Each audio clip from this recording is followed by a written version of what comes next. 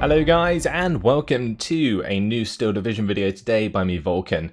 Today I have for you Game 5 in a best of 5 between Gonzo and Włochaty in the grand final of the second European tournament. Today we are going to be seeing Odon River, and on the Allied side, Gonzo once again has his hands on the second Armoured French. And on the Axis side, Włochaty has the Festung Gross-Paris, which is another strong Axis division. We'll have to see how he does with it today. But all to play for. We've seen 4 games between these two already, and we are evenly matched, 2-2 in terms of victories. And what a spectacular performance it has been from both. Absolutely crazy. But I think Gonzo's definitely in a position where he is a lot more comfortable. He's rolled the Allied side and he's got his hands on the second Armoured, which is a division he's already played 2 times in the best of 5. Now, the first time round he did really well and won that game with the second Armoured French. The last game that we saw, he actually got defeated by Włochaty on the second Armoured by the 91st Luftlandr. But having that been the last game, that means that he has the practice with the division, will probably have a strong idea as to what he wants to do moving into this game. So that's something that will give Gonzo a slight advantage throughout. However, we can't count out Włochaty. He does have the Festung Gross-Paris, and Włochaty is extremely strong with his infantry play. And that's what the Festung has plenty of. They've got the Beveraungs, they've got Landerschutzen, they can support those with Panzerschrecks. They've got really strong command infantry with a large radius that they can protect their infantry with. And plenty of fire support weapons, even some decent armor in the early game, like the Puma, that could really do a lot of damage to things like Stuarts and M8s. So Włochaty has plenty of options to try and take care of any of Gonzo's aggression, which is certainly the playstyle that Gonzo tends to go for. Let's have a look at some of these units going down. So on the bottom side here, we have the bazooka with the voltages. They're going to be just protecting this bridge, I would assume. Then we've got an AT gun with a flamethrower squad and voltages protecting these 2 bridges for Gonzo. And then on the top side, it looks like this is where the push is going to come in. 2 units of Nueve in the M5A1 half-tracks. There's going to be a voltages squad, a flamethrower squad, and a command. Then we have an M5A1 Stuart following up. I'm quite surprised not to see an M8 Spy here, but it looks like Gonzo's going to be focusing more on these half-tracks and their 50 cal support, as well as the 30 cal support at close range. Over on the side of Włochaty, we have 1-2 units of Beveraungs. There's going to be a couple units of Panzerschrecks. There's a Pak 38 in there, I would assume, with the Feldgendarmerie, and a unit of like a mortar. Further down we see an IG-18 supported by Beveraungs. That's just going to be trying to stop any infantry aggression across the river here. You can see that infantry can move across here freely, but vehicles cannot. They have to use the bridges unless they are specifically amphibious. But the French do not have any amphibious vehicles, so that IG being in that position is going to be quite awkward if Gonzo tries to push across here. On the bottom side, it's going to be Beveraungs and Panzerschreck, and then we see a large infantry contingent here, 3 units of Beveraungs with a Panzerschreck and a Feldgendarmerie. So it looks like Włochaty may try and push across down here with the amount of Beveraungs he's invested in that location. But there's also quite a lot of infantry heading for this top side, so maybe a double prong attack if he can start to get some kills early on. But Gonzo can see this coming. He does have the Piper Cub up, and that explains the reason why he probably doesn't have an M8 Spy. He's going to be relying on that air recon. For the double Nueve, they're going to be unloading. That's 2 3-star 50 cals. These could be some very dead units, but it looks like the Panzerschreck did get the better of one of the M5A1 half-tracks. The second Panzerschreck did miss the other half-track, but still forced it back. Now it's going to be 2 units of infantry left, voltages and Nueve taking on Beveraungs. 2 units of Beveraungs. One of the Beveraungs is falling back here, Nueve falling back, but look at that mortar, it's doing a ton of damage. It's pinning down a lot of units here, and these voltages, they could be in trouble. The Panzerschreck alongside the Beveraungs could definitely get the upper hand here, which would cause the voltages to surrender since the voltages command squad is falling back. There goes another half-track. These Panzerschreck supporting very well, but once again on this side, włochaty has lost his command infantry. And I've mentioned this before, it's a weakness that I found with włochaty for sure, is that he often loses his command infantry by having them in very risky situations, and once again it has happened, so now any units that do get pinned down have the potential to be surrendered very quickly. And Gonzo, with this M5A1 half-track being internal fragmented, is trying to get a surrender there from it, but does not find it. The Panzerschreck doing the job, just as it should.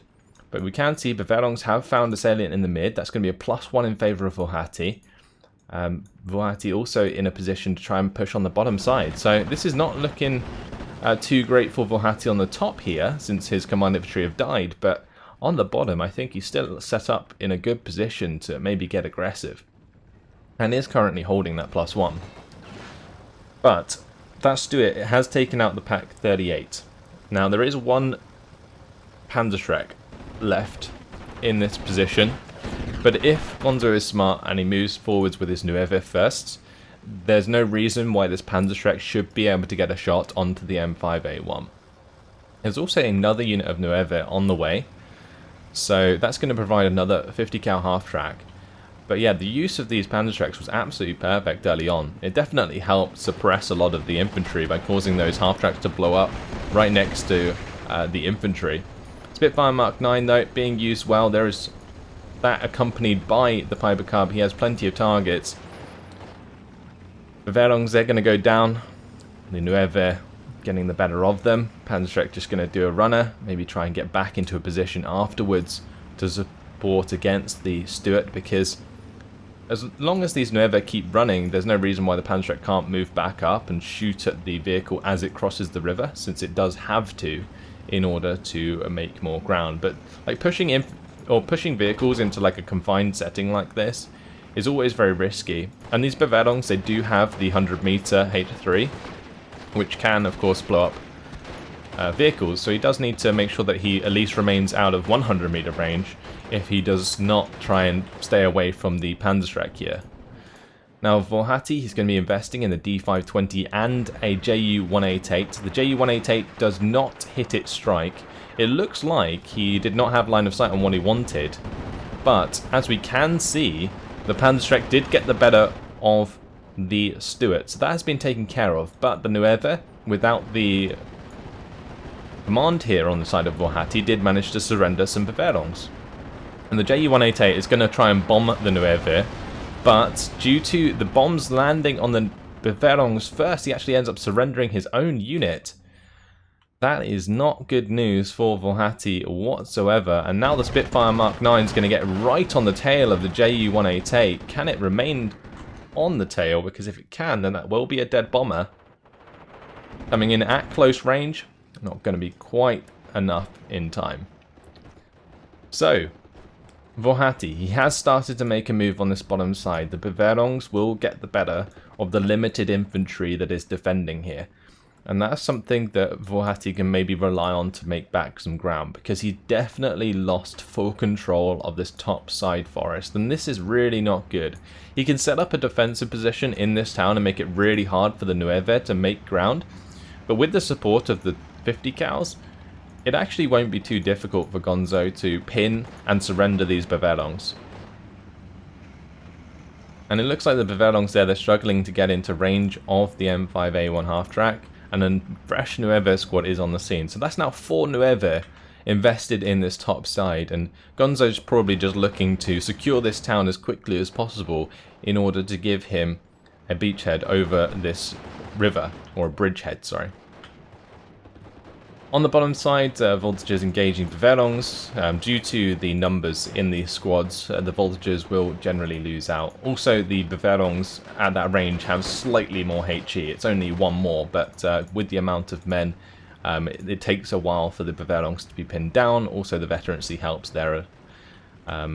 So that's going to be a victory for the Bavarongs. They're going to surrender the voltages, and now the Panzerschreck and Bavarongs can move up. If the Panzerschreck gets into this orchard, it's going to be really awkward for this half-track, so that may open up more ground on the bottom side. But look at this, Gonzo's just moved behind the Bavarongs and cut them off, so going to be bringing things back to 50-50. But look at this on the top side. Włochaty is scrambling to try and defend this, but it seems as though, due to the lack of command, he is losing units one by one. And that's really, really not helpful, since he's basically wasting points with these engagements. And the Landesschützen there, they're pinned down and forced to fall back. The Befehlungs in the town got surrendered. Now it's really up to this Puma to stop vehicles from getting the better of this front line. But it's going to be very difficult too, because the Puma actually takes a little while to aim. And if the Puma starts focusing on these half-tracks, then the M8 Spy can very easily take advantage of the Puma, and with two Spitfires coming in and strafing the Puma, well, the Puma's just going to have to back off here. Włochaty going to try and hide that in the orchard to get it out of the way, but that's not going to be good enough. The Flak 39 was brought in to stop this Spitfire, but now there's 3 Spitfires. It's just so oppressive, and Włochaty is trying his best to get out of there, but now even the Flak 39's gone down. It's been killed off by the M8 Spy and the half-track here. The Puma is still falling back. Gonzo is just maintaining this aggression on the top side, and well, I thought that Włochaty would have a strong mid and bottom side of this map, but yeah, he's made quite a bit of ground here. Does take out a Stuart. It's just, this is really risking encircling him entirely, because this infantry isn't really fast enough to stop that from happening. He doesn't have any half-tracks that he can deploy or redeploy his infantry back towards his town, for example, and hold this bottom side. No, he's just going to get completely encircled. You can see that's what's going to happen. The top side reinforcement line has been cut off. The M5 half-track just sitting there on that road. And now the M8 Spy and the M5A1 half-track are just pushing down to the bottom side, and all he needs to do is cut off this land spawn, and that's pretty much victory, because Włochaty won't be able to bring in any more forces. And with that being the case, he would have to rely on his infantry, which I already mentioned is not fast enough or maneuverable enough to come back and help. Like, this is quite simply over. As soon as this M5A1 half-track moves onto this land spawn, which I think it already has cut it off, Gonzo's won. It's as simple as that. +3 in his favour, 68% territory lead. This unrelenting aggression eventually has got the better of Włochaty, and after what was 4 incredibly close games, Gonzo's strategy seems to have come out on top. Now, saying that, having lost any form of support on this top side, Włochaty is going to be able to cut off and encircle these units. But I think there's enough units here that they will be able to maintain the block onto the reinforcement roads. So Włochaty will be hoping that he can crush this bubble, but all that's really happened is his forces have been encircled in the grand scheme of things and can no longer be reinforced. So he's got this pocket of infantry, and he's got to try and do his best with this infantry, whilst Gonzo will be continuing to get reinforced while he is not. And that is a really, really tough position to be in. And Włochaty's best bet is to try and free one of these reinforcement lines. But imagine trying to get an IG, or I don't know, even like a Landesschützen or Befehlung squad to walk back and kill a 50 cal that's basically sitting in the open. Look how many options there are for a infantry squad to get to this reinforcement line. Basically none. There is no way that without smoke there will be an infantry squad attacking this M5A1 half-track anytime soon. The only option that I think Włochaty has is potentially investing in his air force and using a Ju-188 to bomb out one of these half-tracks so that he can then reinforce into the face of Gonzo and kill off the units behind enemy lines. So basically make it so that Gonzo is behind enemy lines rather than himself being so. So the double D520 tried to get the better of 3 Spitfires. That's not going to work out too well. However, one of the D520s may be able to trade 1 for 1 at least. That would be good for Włochaty, but maybe not going to happen with the 50 cal support coming up from that half-track. The Ju-188, it tried to bomb the M5 half-track here, but wasn't quite successful in killing it or forcing it back enough to allow more reinforcements, so that's not good. Second D520 goes down. I'm not sure if a Spitfire went down on the side of Gonzo, but this Ju-188 is currently going to be engaging these Spitfires to try and get rid of them so that they can freely bomb their targets, but this Ju-188 is not in a good position. It's currently oil leaking all over the place. And there is now another Spitfire on, or in the skies. This is 125 points apiece, and Gonzo loves to use these in his French division to get the better of his opponents, both on the grounds and in the sky. And that's going to be one Ju-188 gone down. The M5A1 here is going to be falling back, but is that going to be enough to allow him to reinforce? I don't think it is, especially with another M5A1 zooming towards that land spawn to take up the baton. The Ju-188, that's going to go down. Second Ju-188's gone. That's two D520s, two Ju-188s dead to these three Spitfires. Job done. And now Gonzo can freely use these to support and strafe his ground forces, Włochaty's ground forces, pin them down and run them down with his half-tracks and overwhelming superiority, because once again Włochaty doesn't have any reinforcements. Yes, he can keep investing into bombers, and that's what he's going to do because it's the only way that he can free up his spawn points. But as long as Gonzo has enough units here, which it looks like he does, there's no reason why he should lose control of these spawn areas. Good to see Włochaty keep trying though, certainly being very stubborn about it, but can't quite get the bombing strike where he needs to.